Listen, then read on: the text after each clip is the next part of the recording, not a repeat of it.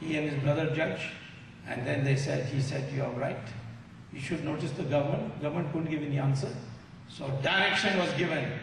Either you restore the economic development of this Hindu area equal to what is happening elsewhere in the town panchayat, or partition it. Direction was given to the government, and that's how they were able to get it.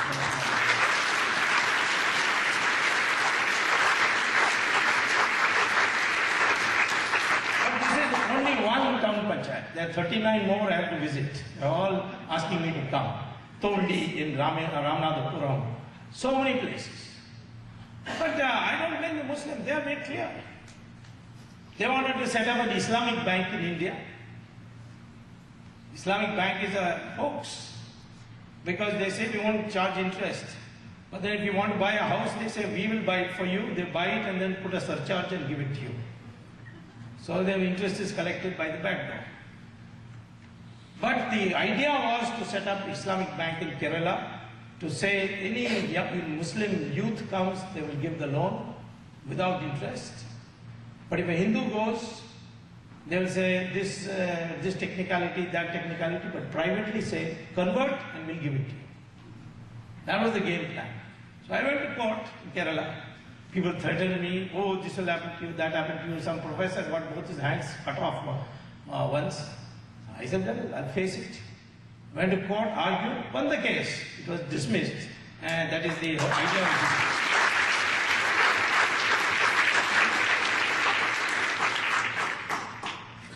So, first is Darul Islam. Saudi Arabia is Darul Islam. Any Muslim majority area is Darul Islam. Then it is Darul Harab. Darul Harab is where Muslims are not in power. There may be minority, substantial minority. Another condition is that the majority must be Pilpila, Rasgulla, like us, like Britain, all the time confused. There Muhammad has said very clearly, it's not in the Quran, it's in Hadith and it's in Sirah. People quote Quran. Quran, they only quote a part of it, which it talks about all peace and aman and all that. But you read Hadith and you read Sirah, they are the status the same as Quran. Hadith and Sirah say, do anything, but keep demanding, protesting, blackmailing, threatening, telling lies, do everything. But convert this Darul Harab into Darul Islam. That is your goal. And that's what is happening in India. Infiltration, that is the idea. Threatening people, that is the idea. Terrorist explosions, that is the idea. Overawe you, make you feel helpless. And then there is a third state which is called Darul Ahad, where the majority is united. There is what Muhammad says, don't provoke the majority, surrender. If they say uniform civil code, okay, of course. You can't keep a dadi, okay, no problem. You cannot wear burqa, no problem. Recently the Australian Prime Minister said, you want Sharia? Because one mullah said that Sharia should be guide their marriages. Want Sharia? Find another country. You can have Sharia there.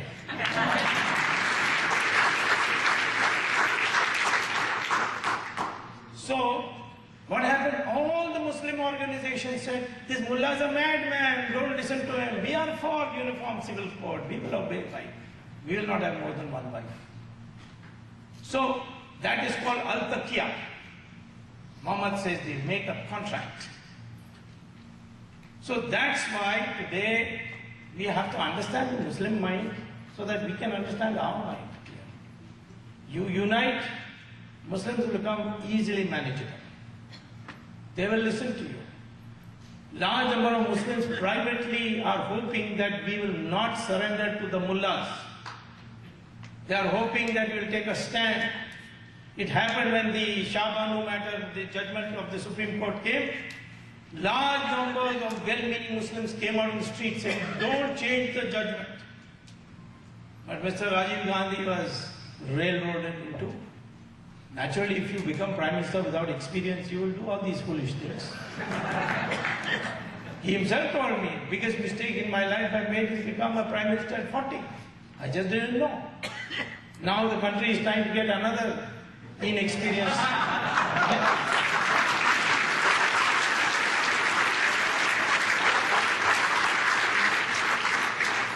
At least Rajiv Gandhi was intelligent, this one was a Buddhu.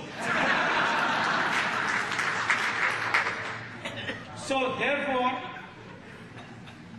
he brought a legislation and changed the Supreme, overruled nullified the Supreme Court judgment. These educated Muslims who came out in the streets, they began to be targeted. They now knew that they cannot depend on secular Hindus to stand up. I can tell you, the day the Hindus unite in the name of Hindutva, that day the Muslims will become the most reasonable, friendly, brotherly community of India. Not before that.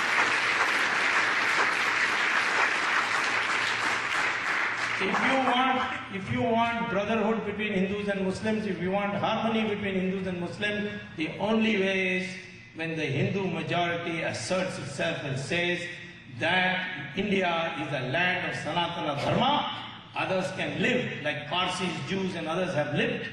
We were 100%. When the Parsis came, when the Jews came, what did we do? We built their synagogues for the Jews in Cochin and Bombay. The Parsis, we built them their fire temple. Today we can't even distinguish a Parsi. The Chief Justice of India is a Parsi. The Attorney General till yesterday was a Parsi. The Air Force Chief was a Parsi. We don't even know, most people don't know that Kapadia, who is our Chief Justice, is a Parsi. My wife is a Parsi.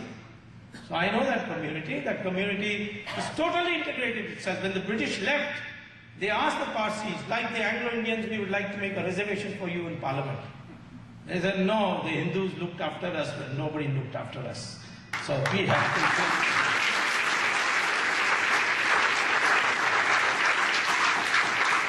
The Jews, the first resolution passed in Israeli Parliament when it was created was, thank you India, you are the only country where the Jews were not persecuted.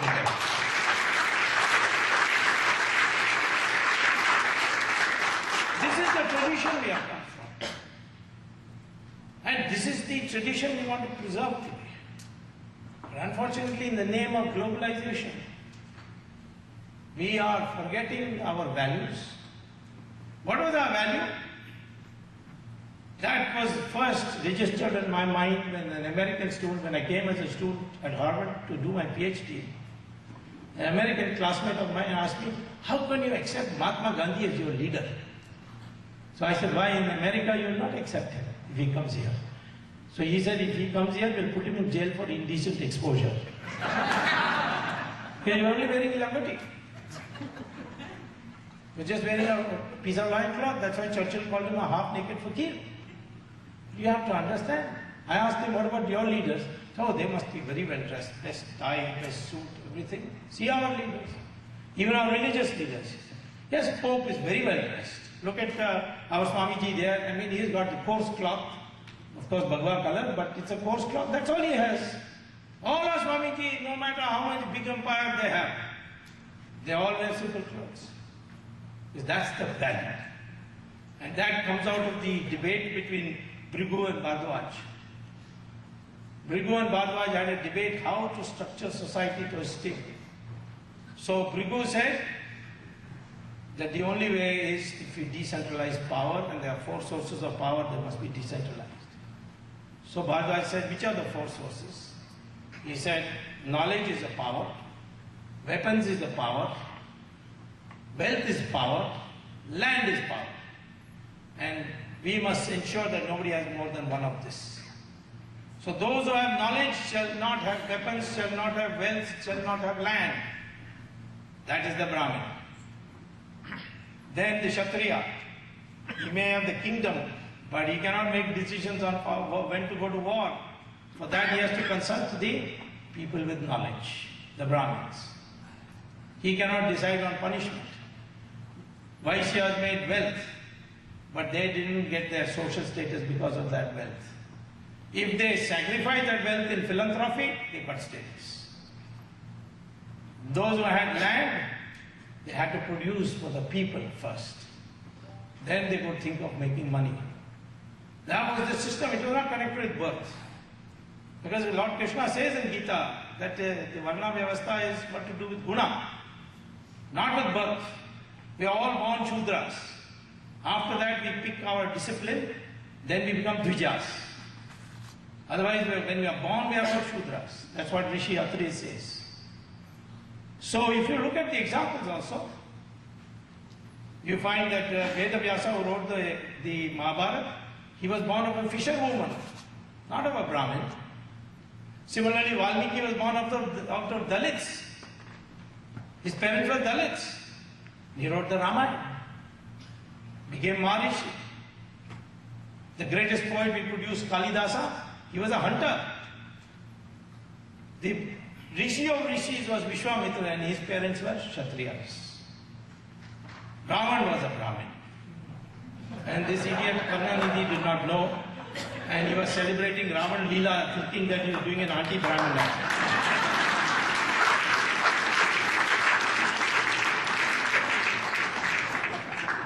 Ravan went to Kailash to pray there and he got. Lord Shiva said, whenever you call me, I shall come. And there he did penance on the edge of a lake which is now called Ravan Haranga. Haranga in Tibetan means Sarovar, that is lake.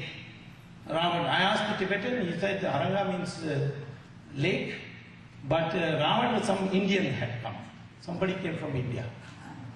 So I said, let me go and have a bath in that before going to Mansarovar. She said, no, don't go there, because that will give you all kinds of itches, and if you drink that water, you will die. So in mischief, I filled a bottle of water, took it back and gave it to Karnanidhi, please drink it and show me.